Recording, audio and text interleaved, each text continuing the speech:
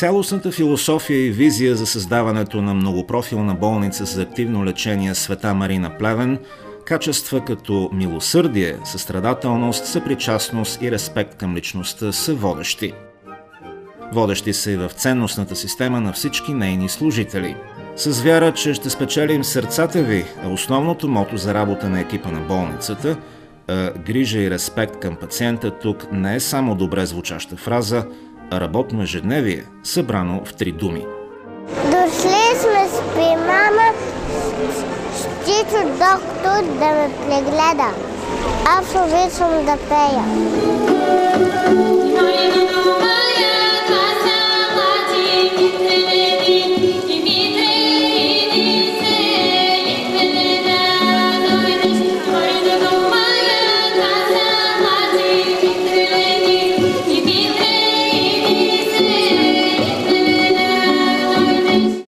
Сър Уилям Ослър, един от основоположниците на съвременната медицина, е казал: „Добрият лекар лекува болестта, великият лекар лекува човека, заболял от нея“. Ето защо фокусът в работата на екипа на известната плевенска болница не е насочен единствено към оптималния клиничен резултат от лечението, но и към емоционално-психологическия комфорт на пациентите и на техните близки. От персонала на болницата съм с много добри впечатления. Аз за втори път съм тук, което така съм разказвала и на друго място, че като тук от хигиената, от посрещането до изпращането, може така да се каже, е много хубаво и съм много впечатлена. Затова и проектът „Ноти в бяло“ на ръководството на болницата е органична част от тази концепция. „Ноти в бяло“ така ще се наричат музикалните концерти на живо в камерен формат, които ще радват всяка седмица пациентите и гостите на известната в цяла България плевенска болница.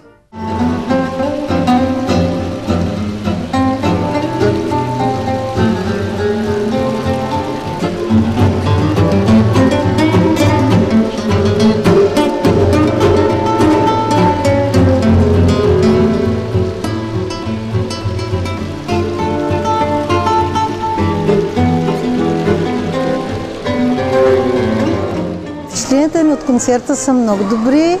Възхитена съм от изпълнението, както ще почна отзад напред от народните певици, защото аз съм такава. И много ми харесва изобщо изпълнението на китаристите, на виолончелото ми хареса. Изобщо всичките са така добре се представиха, което ми направи много голямо впечатление.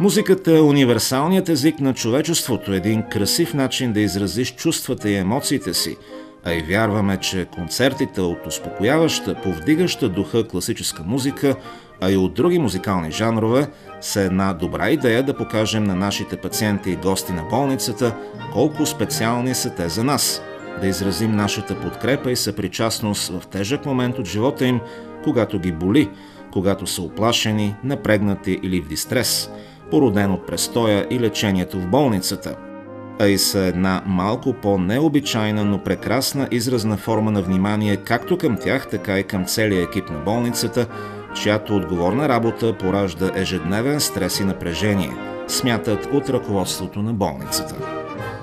Според мен този проект е изключително ползотворен, може да бъде продължение на оздравителния процес на пациентите, защото един пациент му се създаде психически комфорт и е спокоен психически и му се даде наистина мотив да живее и спокойна обстановка, той ще преживее това, което му се е случило.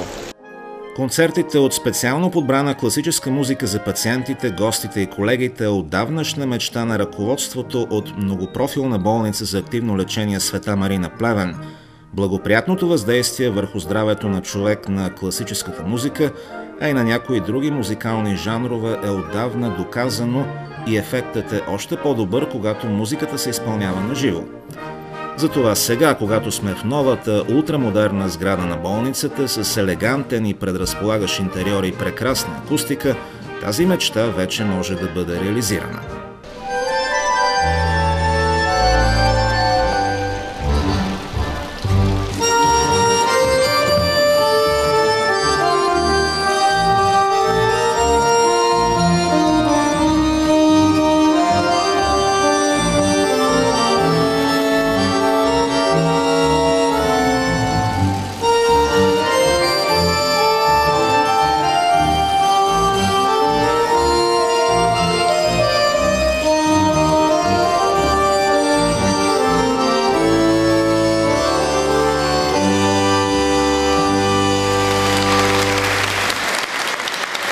Наистина музиката е един лек за душата, може би така да се каже.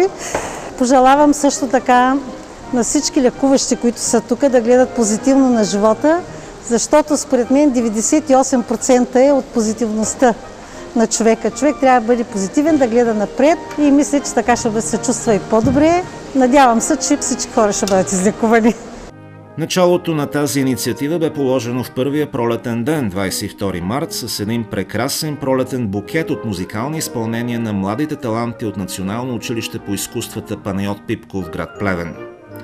С много вдъхновение и ентусиазъм, директорът на училището госпожа Жечка Димитрова, всички преподаватели и ученици приеха да участват в този проект и имат желание да се включват и в бъдещи концерти.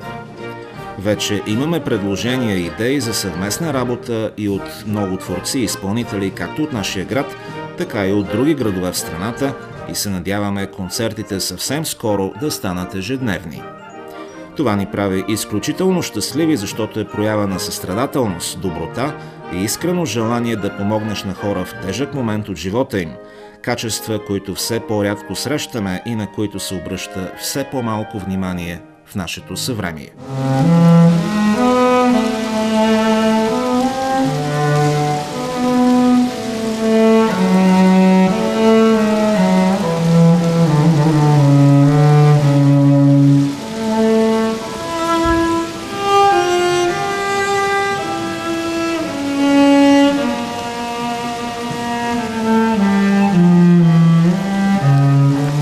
Искрено съм благодарна и се радвам, че съм част от тази инициатива днес.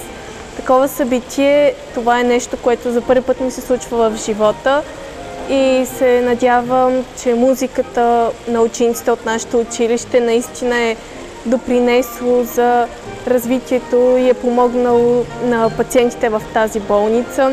Музиката на Бах и Хендел се е докоснала на едно духовно ниво и една емоционалност, може би. Надявам се те да са харесали нашите изпълнения, да има още много нови събития, отново да съм част от тези събития. Надявам се те да се сещат за тази случка с една усмивка на лицето, да запълни с техните сърца с много топли чувства, с много щастливи моменти. Това е защото музиката, тя е за щастие, за усмивки, за настроение. Надявам се това да подобри тяхното състояние, те да се оправят много по-бързо занапред. Пожелавам както на персонала, така и на лекарите, на сестрите, на санитарките, на всички тук. Им пожелавам преди всичко много здраве, да са живи и здрави и да ни лекуват. Нали? Затова сме и тук. Също така пожелавам и на младите таланти от музикалното училище, да го кажем така, в град Плевен, да са оптимисти и дано да се намерят и работа, което е много важно след това.